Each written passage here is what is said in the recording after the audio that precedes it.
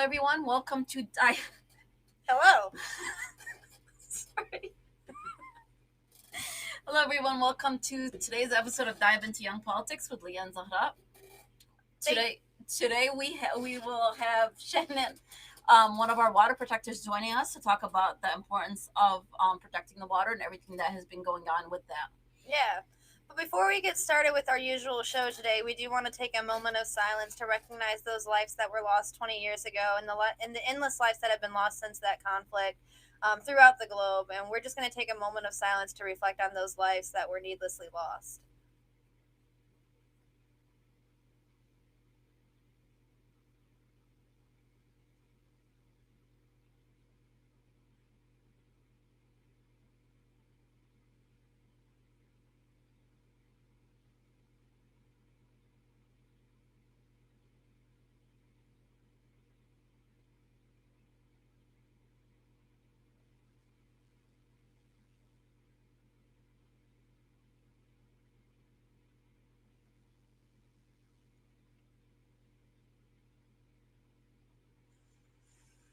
Thank you for joining us in that moment of silence. It's a hard day. We just wanted to recognize those lives, so we appreciate that from our audience. So with that being said, we are waiting on our guests to call in or video in. Technical difficulties are always a side effect of using technology. So while we're waiting on her, Zahara and I would love to share a little bit about why we're asking Shannon to come on today. Is if you notice, we unfortunately did not have a show last week due to internet and cell service. We were both up in Mackinac City with Shannon at the Paddle Out Pipeline or Paddle Out Pipe Up Flotilla. Hold on, I got this. Paddle Up Pipe Out Flotilla. Dealing with Line 5. And we have Shannon joining us. Yay, awesome. Shannon. Okay, she is here. We're gonna get her on. There we go. Ta-da! Hello. Hi, can you guys hear me okay? Yeah, we can hear you just fine. All right. Yeah, I just needed to get a newer computer and use my newer computer. That worked. Yeah, no Okay, worries. cool, yeah. Sometimes it's difficult. The Restream doesn't like iPads or iPhones. We've learned. Yeah, it doesn't play nice with Mac. Yeah, it doesn't play nice with Mac. That's for sure. Well, we were just getting started talking about what we were doing last weekend, explaining why we had you come on. So we'd love to start off with you just kind of introducing yourself. And we always ask our guests to tell their story about how they got involved in activism and politics. And we know you've been doing this for a little while, so we'd love to hear from you. What was really that thing that got you started? Well, I'm Shannon Donley. I am, my home base is over on the western side of the state, over here by Holland, Michigan, just north of there in Grand Haven. And I think the first time, I was raised by bleeding heart liberal parents. So I've always known to stick up for the little guy. My mom and dad both were on the collective bargaining unit. My mom for the Nurses Association and my dad as a teacher. So I grew up with both parents that were overworked, underpaid service professions. But I have activism kind of in my family, and after the last administration, I really needed to try and figure out what I could put the most energy into, and that was a difficult thing to do. But in 2015, I was watching the news story about Flint, and I sat on my couch alone crying, and I think that was the first time. That was the first crack in the getting my butt off the couch, because I just went out on a February cold ass day, and excuse my language, and stood out on the pier in Grand Haven with all these entitled people saying, can you give money to Flint? And they were saying, what's going on in Flint? And I was like amazed that in this state there are people that were that unaware of what was going on and the tragedy that was going on. And here we are in this beautiful, right on the cusp of Lake Michigan and the Grand River, not understanding how important our role is. And then came Standing Rock. And again, sitting there crying. I had seen what was going on up to that date, and then I ended up actually having a friend that was out there. And before I knew it, my entire Thanksgiving was ruined because I just couldn't stop watching the live feeds coming from Ochetti. And then December 5th was the beginning of the end of sitting on the couch for me. It was on the Capitol steps in Lansing, December 5th, and it was Michigan Stands with Standing Rock. And I haven't stopped standing ever since. Not only just for the environment, but for women's rights, the indigenous brothers and sisters and peoples of this state and other states, LGBTQIA plus rights, basically human rights in the environment and environmental justice. So I just haven't stopped standing. I think is the quickest and easiest way to explain my battles. Yeah. So, and if I'm called, I go. If it's something I believe in, I go. And that's just who I am. So. Thank you for doing that. Yeah, thank you for sharing that. I think that's so important for people to hear, is that moment that made you realize I have to get involved. As we've been having the show and talking to more people, everyone's had kind of that like, oh my gosh moment. And I think that some of the things that you just talked about, the Flint water crisis and Standing Rock, like those were major oh my gosh moments, because they were in some ways like, how can this even be happening? Yeah, and I think what a lot of people do not realize is that a lot of people are used to that happening over in places like overseas or in less developed countries, but they don't realize how much of this still happens here. Yeah. And the other thing that's as an activist in Michigan, it can be very daunting because we're very good with our backyard issues, but we're very short-sighted that way. I'll give you for instance, PFAS was found in one elementary school out of the 5 of them here in Grand Haven, and all of a sudden, PFAS. It's still continuing. We still have Oscoda. We still have Pellston. We still have other places throughout the state and now South Haven with their lead poisoning that's been going on for Benton Harbor that has been poisoned with lead, just like Flint and Detroit for the last 3 years. Where's Oprah? Where's all the press for all these other things going on? Right. As Michiganders, we're very good about what's in our backyard. But once the dust settles from our own personal, issue, we forget that there are others now that are suffering from it too. And I do the People's Water Board podcast once a month with them. They invited me to start doing that after my Lakeshore World Water Day Festival last year. And it's really helped them be aware of what we're going on the other side of the state, as well as Line 5. Because we just got done battling a municipal power company that wanted to put natural gas peaker plants where they had put a coal ash plant, and have also found cyanide, PFAS, arsenic, chromium, and 13 other carcinogens. They were going to put more development on the island. I'm hoping now that, we defeated that possibility, but now we still need to keep an eye to make sure that they don't come back with something hidden, that hidden agenda in there.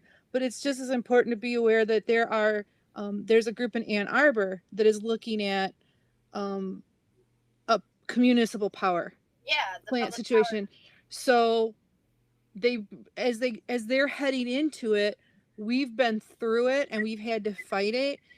And so them being aware of what we've been through, they've started kind of reaching out to me and saying, hey, what are the pitfalls? What do we need as environmentalists to be aware of before we get, hey, this sounds great, we're going to be in control of our own power. But if there's a complacency component, there's a stakeholder component. I'm a ratepayer to the Grand Haven Board of Light and Power, but because I don't sit within the city boundaries of Grand Haven, I have no voice. I have no member on the Board of Light and Power representing me. I'm at the mercy of those in the city of Grand Haven. That doesn't work for me. So, again, you need to be aware of, yeah, it sounds like a great idea, but what are the implications? Right. So, I mean, I think as working with environmental groups and the Anishinaabe groups and all these different groups, the main thing is that we can use each other as resources. Who do I go to when I need to know the legal aspects of what's going on with Line 5? Well, I go to these groups. Who do I do? What about if there's tribal issues? I go to these groups. And so in my role right now as founder of Lakeshore Water Protectors, I find myself kind of being a network connection between groups. Yeah.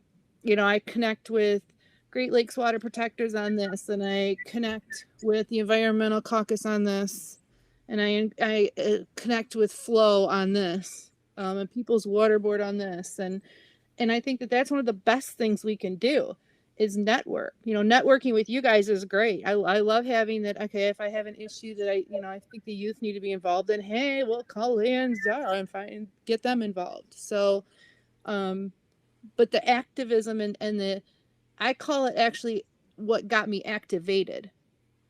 And I speak in terms of verbs. If you go to the Lakeshore Water Protector Facebook page, you'll see our mission is, all action words, motivating, educating, developing things in perpetuity. I mean, the vocabulary is very action motivated. And I think that that's an important focus for any group's missions is what's our ask? What are we calling people to do? Because this has to be a calling or you won't be able, it is a calling to be an activist. Definitely. Because it's not something you can just put down, No, even so, on those hard days, you can't just put it down. Yeah, and I think that's where it takes a toll on people. Sometimes it's like you feel like you can't take a rest, but at the same time, our brains and bodies need that rest, though. Exactly. I mean, I did take last year off and really had to put some energy into me, and after last weekend, I actually went kayaking Tuesday with my sister, and I found it was just and the river was just as still as glass. It was absolutely gorgeous. And I found myself letting her go, because I just needed, and even today, I just get peopled out. I need to replenish. Yeah. And so, but at the same time, it's good. It was good to see old friends up there. It's good to see the old gang, to see us all together. But it was great to see you two up there. I was so happy to see. It's great to see new people that are aware and educated about what's going on everywhere. Yeah, that's definitely been something that I've been trying to get to for the past few years. So I was super glad that we made it up there. Yeah. Around to it and help support the movement. Yeah. So you guys are watching Dive into Young Politics with Leah and Zahara, live streaming on Facebook, YouTube, Twitch, and Twitter, and other top social media platforms. You can like, follow, share, comment, and subscribe. Thank you for watching WJZZ Cool TV, the coolest station in the world. I think that networking, the other side of that does is it builds that community. So you have those relationships with people where you're not out there fighting by yourself anymore. You know that you have like a group with you that's fighting for these same causes. And I think last weekend there was a lot of replenishing for a lot of people. There was a lot of excitement. There was a lot of we're doing something. But I could tell from the people that were there that they had been looking forward to seeing that community, to being around those water protectors. And then when we all left Mackinac, I loved seeing the statuses where people were checking in, like, made it home to Detroit safe, made it back to the west side safe. And then, like, it was really cool because you got to see that, like, they really were people from all over the state who came together for Line 5 to shut down Line 5. Mm-hmm. And I feel like sometimes when I'm sitting in Ipsy and I'm talking about Line 5 and people are like, what does that matter? Like, it's not down here. Like, it's so important to go up there and be in those lakes and be on that water and see it and respect it and care for it. And I think that last weekend, being up there for that Line 5 event, a lot of people seem to be feeling that way. Yeah, and just showing the news, like, just showing the pictures from basically being up front, like, right there, like, going to the factory itself, to the pumping station. Yeah, the Enbridge pumping station. It was like this. It makes it real. Yeah, it really does. You know, and you hear the hum of the pumps, and it makes you stop, because if you go another 100 feet down the hill you'll be in the lake. Right. Yeah. And it's every time I go up there, and we were up there May 12th and 13th, we did an action day, because that was the governor's deadline, 180 days to shut it down. I mean, you think, yeah, it was, that was the first time we all got to see each other in a long time. And we brought people from Line 3 to fight out in Minnesota, and then some of them were there last weekend. And it was so good to see them, because their fight is done. They put up the good fight, and the oil's still going to flow. And we've been putting up this fight with Enbridge since 2015. They were forced to do a maintenance film. So we've got documentary in 2015 of how bad Line 5's condition was. And then I think the movement from Standing Rock to Michigan to Line 5 happened then. And we had that year, the paddle up was 200, 300 boats. Wow. Yeah. I think the pandemic, we've lost, we have to be more cautious about bringing tribal elders out. And a lot of people are just cautious overall anyway. And yet the core of our groups, Senator Irwin, Fred Harrington, we had at least one tribal Jaman out. But I can tell you that first year in 2016 was my first time I met Dana Nessel. She was underneath the bridge saying, "I'm shutting this thing down. I'm going to work my butt off to get this thing done." Yeah. And she's lived up to that promise. Governor Whitmer has kind of waffled back and forth.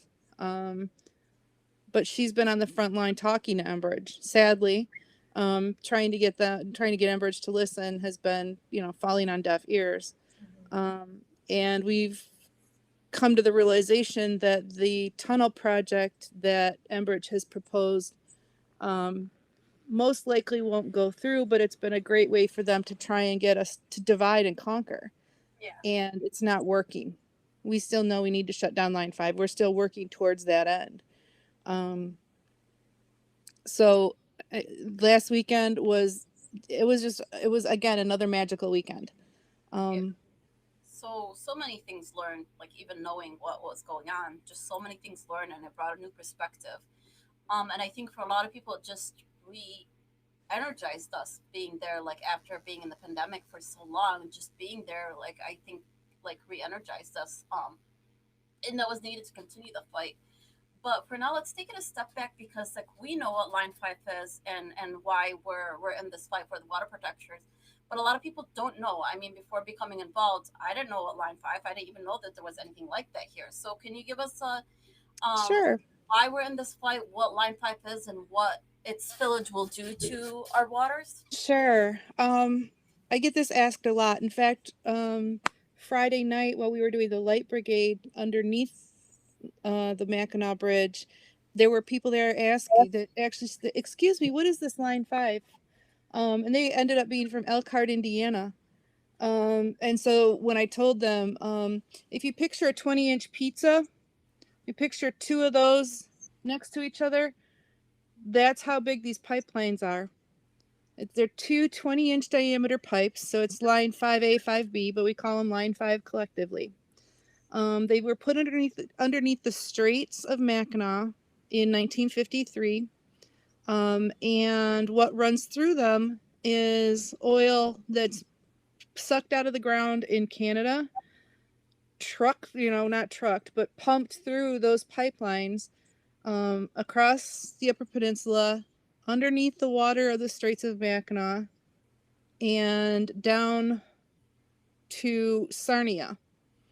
And then it's processed in Sarnia, which is down near Detroit.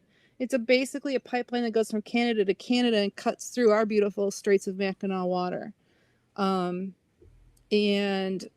for them to be able to use our straits, they pay $2,500 a year but they make millions and millions more by using our water as a shortcut. The sad thing that people don't realize is that that oil and the natural gas liquids that go through that pipeline, only 5% goes back up to the UP, and it is trucked back up there. So that's one argument against why do we need this pipeline. Another reason that we as activists want Line 5 shut down is that the line was put in 1953. If you imagine a piece of a tin can being wrapped in plastic wrap or something and put in a bucket of water, you'll see that it can deteriorate. And I don't even want to put plastic wrap on. I don't even know what you would wrap it in. But in 2015, when Enbridge picked up some attention because that line was there, they put a mini sub along it for maintenance reasons, and the currents underneath there have twisted the line so that instead of going straight, there's part of the line that is bowed. There's part of the line that has shifted because of the currents. There's pieces of line that the support structures that were underneath it are gone. And the coating that was on the outside of the pipeline has been worn away again by current, but also by zebra mussels. And there's bare metal pipe showing down there. Again, we go back to the tin can and a bucket of water for 30 years analogy. And sadly, Enbridge calls these holidays. I don't know why. No one else knows why, but there are a lot of exposed areas of metal on that pipeline. So it's just waiting to break. And what's really sad is that some of the pipeline that isn't in the water has broken along the lines. And over the last decade or so, they have had over 400 million gallons of oil spill in land-based areas along Line 5. Enbridge is a company. Their reputation is very weak. And if you want to ask anyone what they think about Enbridge, ask anyone along the Kalamazoo River in Marshall, because that was Enbridge Line 6A that burst, making the largest inland oil spill ever in this country. Over $100 million has been spent over it, and 1.2 million gallons was spilled over a 17-hour period of time. Enbridge engineers compared their control room while the Kalamazoo River oil spilled as the control room at the beginning of the cartoon The Simpsons. There was panic and confusion. They didn't know what to do. But if you back up the investigation that they found was that citizens along the Kalamazoo River smelled something in the water, and then it started coming through the tap water, and they called the police department. The police department didn't know what to do, so they called the fire department. Fire department wasn't sure what to do until they realized that there was an oil pipeline right along the river, and they found out that Enbridge owned the pipeline. And during that time, 15 hours prior to that, a warning light had gone off on Line 6A in the control center, and it said it had an air bubble in the line. And the procedure in case there is an air bubble in any of Enbridge's pipelines is to increase the pressure to push the air bubble through. So instead of investigating what was causing this, up in Calgary, where their headquarters are, they pushed a button and sent 5 times the amount of oil and 3 times the amount of pressure through Kalamazoo Line A. And that ran for another 15 hours like that. And now we have an environmental disaster from the Kalamazoo River. This is the same company that we're trusting the Straits of Michigan water to. The Straits of Mackinac has, since 1953, there's been a lot of scientific research done. The Straits isn't just one body of water.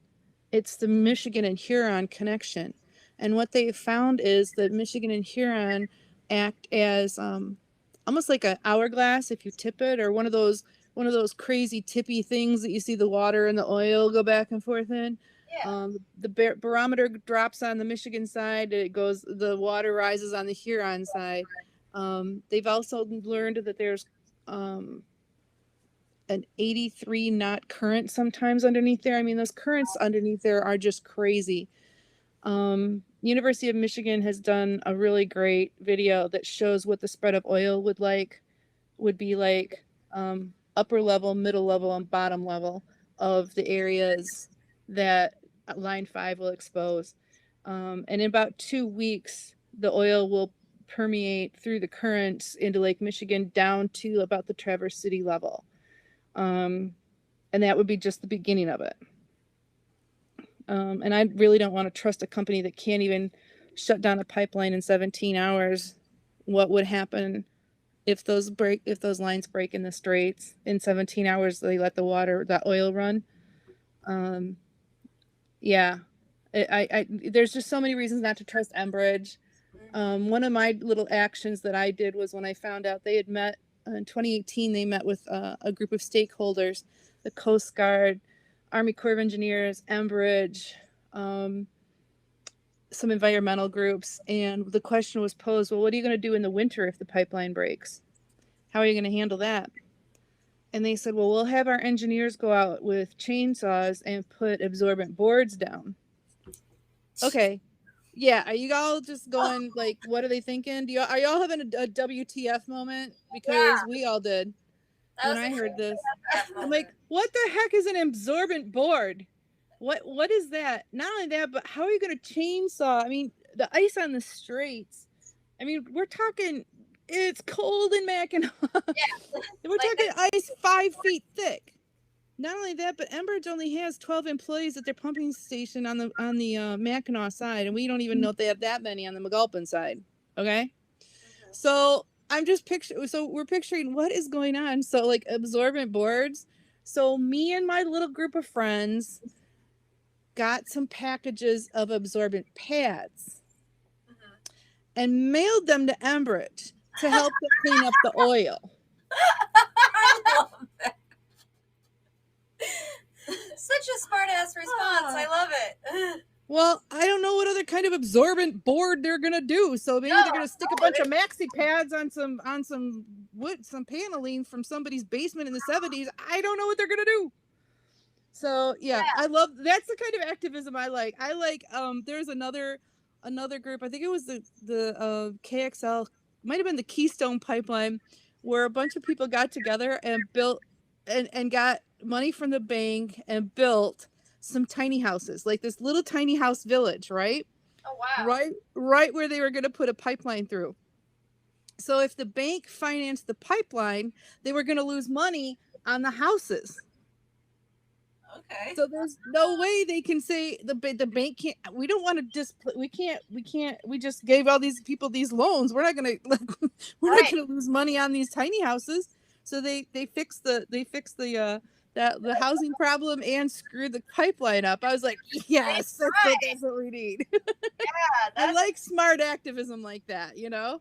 Yeah, that's thinking outside of the box. That's really. Well, I think when you're taking on pipeline companies, you have to think outside of the box. Yeah. Like you have to, like you were saying, you have to have like legal advice. You have to have activist advice. You have to be creative about it. And one of the things with Line 5 that I was speaking to Michelle Dietrich about is that we have to bring more national notoriety to Line 5. We need more people talking about it so that we can have larger turnouts. And you've got to be creative about how you're going to do that and how you're going to respond to them.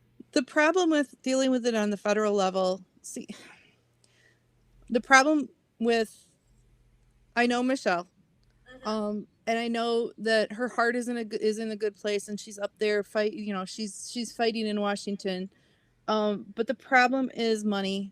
The money. It's not just the oil pipelines. We're talking the money pipelines. Yeah. And the other thing is the unions in Michigan have such a big pull and so much it's really hard. One of the things that we need to do, and the environmental caucus has been trying to work on this to some extent, is there was something called the Blue-Green Alliance, meaning the blue collar and the environmental alliances would come together and try and see eye to eye.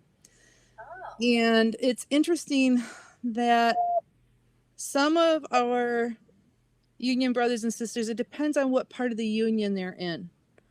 Obviously, welders don't see, you know, they want to be able to build a pipeline. What do you need to build a pipeline? You need people that weld. What's hard is to prove to them that it's not an if, it's a when. Right. It's not a, if we pull this pipeline out, there will be more jobs because we'll be dismantling infrastructure. They want to know the when.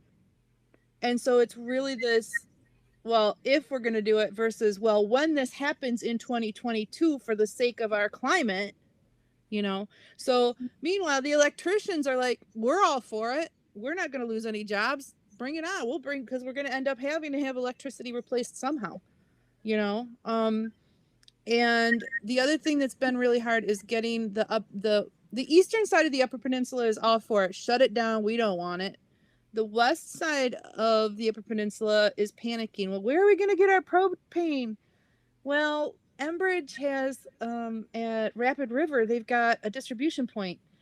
All they would need to do is extend their railroad line 5 miles. Again, what do we need to build railroads? We need guys that can sling a hammer and sling steel, right? I mean, that's not a loss of jobs. Let's create some jobs. Yeah. But Enbridge has promised all these unions, if they support the tunnel and they support Line 5, that there'll be plenty of jobs to go around. What they don't understand is, what do you think the ads in Canada for this Canadian-based company is like? Enbridge is great. They provide jobs. Who are you giving jobs to? Right. One for Canadian, one for American, one for Canadian. I don't think so. Right. So they have a really great pocketbook for marketing. But at the same time, I know we're making a dent and a chink in their armor because they had to hire a PR firm. Whenever they come up, whenever we start making headway, we see more commercials and we hear more radio ads. Yes. And they open new offices like the one in Grand Rapids, like the one in Lansing. We're making our way. Federally, we're not getting any help. Yeah. We're not. It's just the way of the world. Again, it's that states' rights thing. In fact, right now, people have asked me what's going on. Didn't they get evicted on March 13th? No. We evicted them, but they're still pumping oil. You heard it. You guys were up there last weekend. Yeah, you can hear it. They're still pumping oil through there. The reason is because the governor didn't put a cease and desist on it. Enbridge filed suit and said, well, it's not a state issue. We only pay attention to the national something or other pipeline, something board or whatever. Right. So, and it's a federal thing, so we don't have to listen to the state. God bless Attorney General Nessel. She said, no, this is a state issue. You're going through our waters. The Straits of Mackinac fall within our borders. Bring it back. Bring the litigation back to the state. So luckily, the federal kicked it back to the state. And so it is, last I heard, Sean McBrady from Oil and Water Don't Mix has said, he said later this month, it's going back into mediation. Wow. While the oil still flows. Yeah. We haven't had the call to action like they have in Standing Rock, where we've got a level red action. But I don't think it can have, we can do much more unless we go to that level. Right. So it's getting, I think we were getting to that point in 2020, but I think we're building again. I think last weekend was the beginning of us saying, this has gone on, for the last 5 years. I go up to Mackinac every year, and I don't just go up for the paddle up. I just go up because every time we go up there, and this is what I tell everyone when I'm standing along the shore, and everyone's like, ooh, it's so beautiful. It looks like something from Shutterstock. Blah, blah, blah. I tell them this could be the last picture you ever see like this. Yeah. Because at any minute, this is the last time you're going to see this look like this. Yeah. And every year we go up there, we're underneath the bridge, and I yelled over to Thomas, I'm like, aren't we getting tired of doing this? Aren't we supposed to be doing this because we love the water, not because this could be the last time we're up here? And he's like, yep, this is the starting point of year whatever it is for whoever's up there. For this time, it was you guys' initial, inaugural launches. But we'll be doing it next year, and we'll be doing it the year after that until the line is shut down. That's why we had those cheers. What's our mission? Decommission. Don't just turn it off. Shut it down and get it out of there. Yeah. Because even if they shut the oil off, there's still residual in those lines. We've got to get that thing out of there. Yeah. And we're not a Canadian colony. We are the state of Michigan. We are the keepers of 1/5 of the world's fresh water. And we should have been acting like it all this time. But in the meantime, let's do what we can now moving forward, because we're at a breaking point. Yes. Yeah. So first, you guys are watching Dive into Young Politics, live streaming on Facebook, YouTube, Twitch, and Twitter, and other top social media platforms. You can like, follow, share, comment, and subscribe. Thank you for watching WJZZ, Cool TV, the coolest station in the world. So let's talk a little bit, or expand a little bit more on that. I mean, what a lot of people know is that, yes, we have fresh water, and we get our drinking water. Like that's a lot of people's drinking water. But let's further expand on what would happen environmentally if we get if the pipelines leak, or if they interrupt. Because like the damage to the water, to the people's drinking water, is one thing, but it will unleash a whole slew of an environmental impact that will take us generations to overcome, if we're able to. And what frustrates the heck out of me is those dumb Dawn dishwashing liquid commercials. Yes. I just want to throttle them, because it's added to complacency. Well, can't we just put the duckies in the dishwashing liquid and clean them out? Okay, what are you going to do to the fish? Right. That was going to be my question. Are we going to wash the fish in dish soap? Right.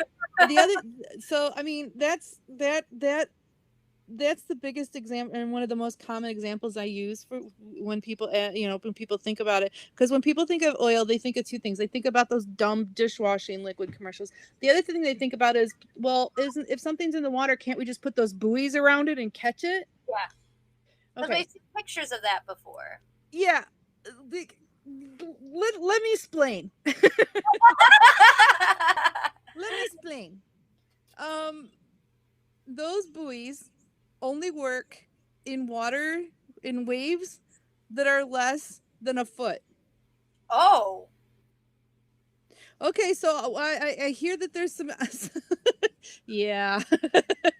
I was seeing those pictures that I've seen. Wow. Yeah, okay. Like that's. Now you've been out on the straits. Right. That's not What gonna are the odds? Now, even we last weekend we were blessed with some it was wet, but we didn't have the waves that that you saw the day after, like on Sunday or even Monday. You guys were out there, and there's whitecaps out there on the straits. Not only that, but like I said before, there's 3 levels of currents underneath there. Right. One of them moving at about 50 miles an hour. So that's great to catch the surface oil, but the pipelines are underneath. Right. Right. And okay, let's say you have a glass of water, you put some vegetable oil on, the water floats on, the oil floats on there. But if you put if you start with the oil at the bottom of the glass of water, it has to float to the top, right? Mm-hmm. So if the oil is floating to the top, and all of a sudden a 50-mile-an-hour current comes, whoosh. Right. That's not going to catch it. Yeah. Yeah. So it's unrealistic. The solutions that people have in their head that add to the complacency are just so unrealistic. The U of M study, and unfortunately I don't have the capability to share with you the maps that they came up with. The pipeline is on, if you're heading north over the bridge, the pipeline is on your left-hand side. For the viewers that weren't there and didn't get to see the ugly orange pipe that is out there marking where they want to put a tunnel. It's about, maybe a mile to the left of the bridge. Okay. But the University of M study shows the if when the pipeline breaks, the oil will disperse not just along the Michigan, the lower peninsula shoreline. It's going to flow most of it is going to flow the quickest estimates are that it will make it from the bridge to Mackinac Island within the first hour. Wow. And then it will hit the shoreline, the Mackinac City side of the shoreline and the St. Ignace side within 6 to 8 hours. And from there, it spreads along all four shorelines, both sides of the Upper Peninsula, both sides down along the Lower Peninsula. It'll take about 2 weeks before it'll get to me along the shoreline.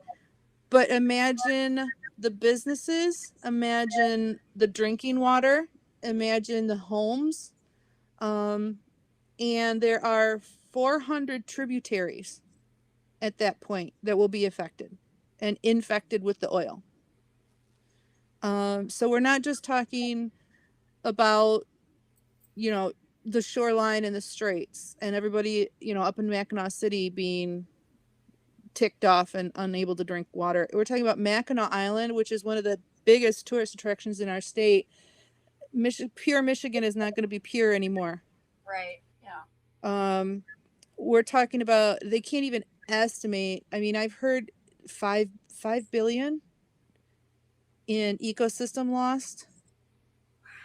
I mean, these are catastrophic losses. And I think I've ignored the numbers because I'm so busy trying to think about how to keep them from happening. It scares me and I'm almost tearing up right now. No, That's a terrifying number. And for people like, that are watching, or for what people do not realize is if this happens, and we lose, the fish become contaminated, then all the sea stuff become contaminated, or anything in the water becomes contaminated. That's gonna affect, the land animals, because of the whole circle of life and the way everything they runs drink around. the water too. Yeah, they drink the water too. So that's gonna water is life.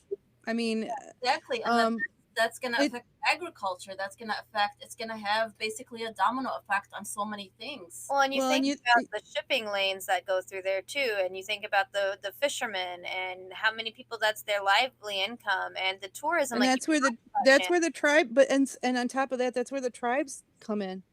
The tribal communities have fishing rights up there, and that's how some of them live. Right. With the fish that they gather. The other thing, it's been interesting because we have built alliances with groups of hunters and fishermen, and actually think about the vineyards. Yeah. The Traverse City area, a lot of the businesses up there are anti-tunnel or anti-Line 5 and anti-tunnel. The only ones that are not, of course, are the ones that are very heavily into infrastructure building. Right. But it affects, like I said, the state of Michigan only makes a tiny bit of money off the taxes that Canada pays for this. They make about $2,800 a year in rent for the easement of the straits. It's all the straits are worth, apparently. But the tourism industry, the agricultural industry, they bring in in 2015 numbers, I think, were 3.18 million in revenue in tourism and 3 point something in agriculture. Wow. And that's not including the taxes. That's not including, hunting and fishing licenses.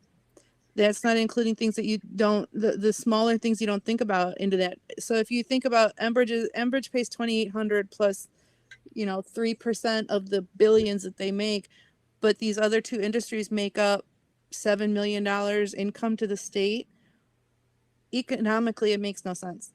Yeah, I was gonna say a lot of things that I've found when it's hard to get people to get involved is unfortunately, if you can talk about money, and you can talk about the economic aspect of it. Then people start looking at these numbers and going, okay, this just doesn't make logical sense.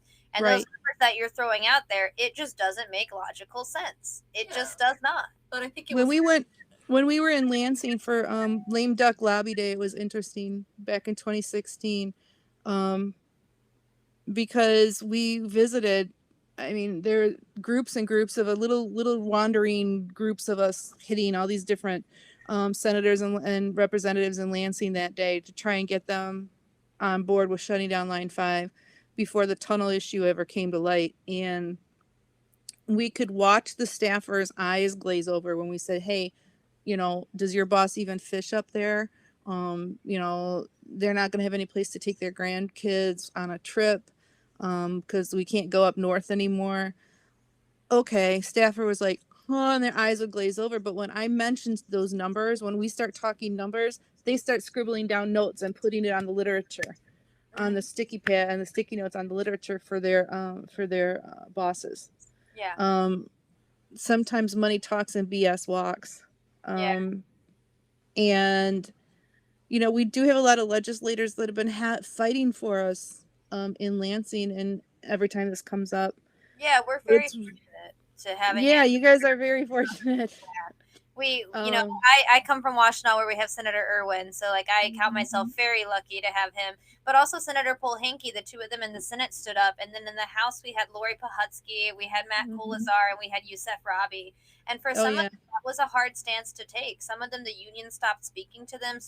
Lori is not in a super safe district, so she took a big risk doing that. And it's because that's what they believe in. They know the truth of it, and it frustrates me to see that we only had, did I say 3 people in the House, right, and 2 people in the Senate that really stood up very heavily and spoke in favor of Nestle's actions that I think have just supported, but have not really been direct or out there, and that's what we need more of. We need more people. And what's been when we talk about the Michigan legislature, my go-to is the Michigan League of Conservation Voters. They're nonpartisan, but their scorecard every year tells me a lot. Yes. Yeah, they're really good. And in July of 2018, 6 Democratic lawmakers, I want to say they were all in the House. They were Democrats, and they came out against Dana, filed 2 lawsuits against Enbridge. They came out against her lawsuits. They did not support the shutting down of Line 5, and they did not support her lawsuits. And a bunch of us were talking about it, and we called them the Sellout 6. Yeah. And I managed to get to a couple of coffee hours that 2 of the 6 had. One of them was so infuriated that I came and used Oil and Water Don't Mix's talking points that we had brought to Lame Lobby Day, and I used it as ammunition against them, and they were so incensed that they went back to Sean McBarty and said, what, I'm a good Democrat, why are you doing this? And Sean looked at him and said, why are you not supporting Attorney General Nestle? Yeah, it's true. Yeah, I mean, why are you a Democrat? Shouldn't you be supporting your good Democratic? Yes. I'm once again, sometimes there's logic. And sometimes my point is, if I'm giving you money as a Democrat, I'm giving you money, and it says in the platform we're supporting the shutdown of Line 5, you freaking support it. Yeah. Whether you agree or not, you're taking our campaign money, you're taking our party money, you support it. The excuse I got from party leadership was that we're a diverse party, so we're supporting candidates that for the most part support our things, but we have to allow them some of their own personal I was gonna say that sounds like MDP talking points. Yeah, exactly. Don't get me started on the MDP, because the Green Party the Green Party of Muskegon is actually one of my biggest allies. But what you just said is a problem. There is why is the Democratic Party not leading in a much stronger way, united against these things? I will tell you know what the answer is. Yeah. The answer is one word, and it starts with U and has 2 syllables. Yeah. If we had, the leadership where they all stood together as a united, that would make a bigger impact. Mm-hmm. Yeah. Yeah, and like I said, we're very lucky to have AG Nessel in the first place. If we didn't have her fighting this, like, we would probably, well, we know who we would have had instead, and We've got to fight. We've got to fight. You know, we've got to fight for Dana to stay where she is. And you know, Governor Whitmer to some extent as well. I mean, she has been trying to hold the wolves at bay. When they met in June last year, or the year before, let's just ignore 2020 because everything's last year. Doesn't count. It doesn't count When yet. happened? What? Yeah, in June, she met Enbridge at the table in June of 2019. And they said, well, we're going to build the tunnel in 10 years. She's like, no, you're not. We're not waiting 10 years. So they come back with another plan. Well, we'll build the tunnel in 5 years. She's like, no. They said, well, we're going to build a tunnel. We'll get it done in 2.5 years. She said, no. Come back with a better thing. So they finally walked out. So at that point, they walked out. Mm-hmm. They walked out. Walk away then. We know so much more about the science involved in the straits. Not only that, but a group of our Native American brothers and sisters took their own personal money and put a mini sub down there. Oh, wow. They found an archaeological find that had never been discovered before. So technically, there are people from all over Europe that want to come and study our straits because the age of the find underneath there could change the anthropology books, could change the history books because of what they found down there, because of proof that on the bottom of the straits there looks like there is there's no other explanation. Nature doesn't like straight lines, and there's archaeological evidence of straight line building rocks, things that have been purposely placed there. Right. That the age of has to date like 10,000 years before anyone knew anything was going on here. I mean, it's a major archaeological find. The state of Michigan won't grant that. They won't say, well, we don't know that for sure. I'm like, there are people from all over the world that want to come here and study our straits. They have also found geologically that there is a fault line down underneath there that no one knew was there. Oh. That's worth looking at, and that's really not what we want to have Enbridge, of all people, drilling through to put No. Yeah. No. They keep leaving stuff at the bottom of the straits. Every time they put something in, they leave it there. They're so sneaky. I mean, I could go on for an hour with all the stupid stuff they've done. They leave an anchor in the bottom of the straits, and didn't tell us until, months later. They left a piece of drill pipe 25 feet long sticking up out of the straits. Wow. They were supposed to do bore drilling studies every 50 to 25 feet apart in order to make it cheaper and save time, and because their boat broke down 3 different times, they did it 200 or 950 feet apart. I mean, this company is just playing fast and easy, and just Enbridge Line 5 needs to go before something happens. What's it gonna take? Yeah. It's a whole. Sorry if it seems like I'm yelling. I'm just very passionate about this. We feel that. We feel that. That's why, this is a really important topic, and we have to work better on getting more people mobilized and getting more people educated on it, because a lot of people don't know. For instance, one thing that we could do is start a boycott of, those who benefit from that, to stop giving money to that oil company in general. But there's so much that we could do. So right now, what are your parting words for our listeners? Words of action. What do you want them to know? Anything like that? Words of wisdom from you. Words of wisdom from the shenanigan.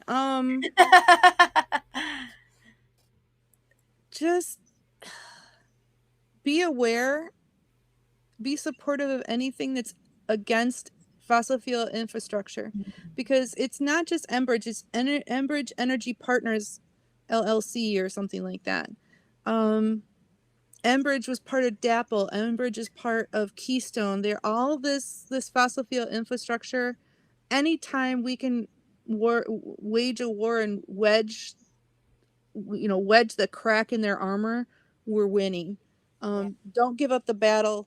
Look for opportunities. Jump onto Oil and Water Don't Mix, their website. They're one of jump on the Anishinaabeg Caucus website. The Environmental Caucus website, although we have a lot going on with the Environmental Caucus. I'm vice chair of that, so got to put a plug in. Yeah. But yeah, there's be aware of where you are in the circular economy. If there's no use or reason for these fuels, and the petrochemicals that go along with it, then there's no market for it. And keep on Debbie Stabenow.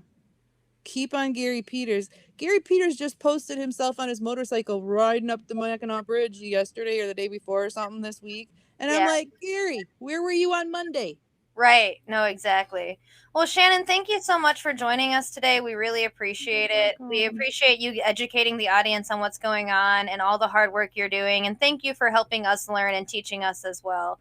Thank you for having me. I mean, I don't get this. Usually I don't have this long to chat with anybody about Line 5. So it was good for me to stretch those muscles besides just being there, because I've been doing this for so long and fighting this for so long. I forget I forget the numbers. Yeah. And they're changing all the time. So I am very happy to activate you guys in this battle against Line 5 and the Line 5 tunnel. So thank you for having me on. Definitely, and we'll talk to you soon, Shannon. We really appreciate it. Shut down Line 5. Water is life. Shut down Line 5. Water is life. Thank you, Shannon. Bye. You're welcome. Bye.